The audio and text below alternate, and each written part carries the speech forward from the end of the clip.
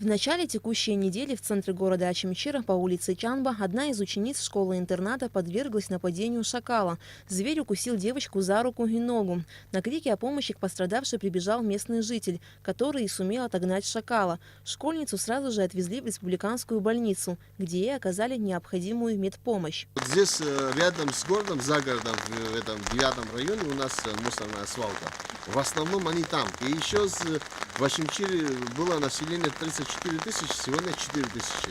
Вот 33 тысячи вот эти дома пустуют. Лесом заросло. Еще один случай нападения шакала на людей произошел 2 дня назад в селе Илор. На сей раз зверь напал на 18-летнего юношу, который вечером пешком возвращался домой. Шакал укусил молодого человека за колено и руку, но ему удалось вырваться и задушить зверя. Пострадавшему сделали прививку от бешенства. Подобные случаи нападения диких животных на людей в Ачимчирском районе были зафиксированы и в предыдущие годы. Вот такие случаи были в 2016 году. По просьбе администрации нам выделили 1 миллион денег, оно эффект дало. До 1700 шакалов были убиты и 44 волков. Я думаю, что если еще раз возобновим, это даст эффект. А мы собираемся, администрация, сейчас у нас вчера было совещание за это, собираемся там выходить, поохотиться. По словам специалистов, за последние 5 лет популяция шакалов по всей республике увеличилась в разы. Очень часто они выходят на республиканскую трассу и даже были замечены в микрорайонах столицы.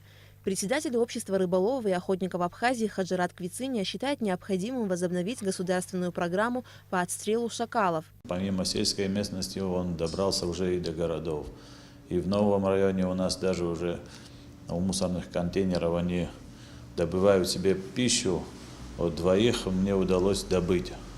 Но этого крайне недостаточно. 3 года назад и 2 раза были выделены денежные средства правительством Ачимчирскому району. Людям выдавали за шакала 500 рублей, за добытого волка 1000 рублей. Весьма эффективная программа проходила. Надо эту премию восстановить обязательно. Люди, которые не занимаются ничем в сельской местности, не работают и так далее, они активно отстреливали. Как уверяют специалисты, уменьшение численности шакалов не только исключит их нападение на людей, но и сократит случаи заболевания бешенством домашних животных.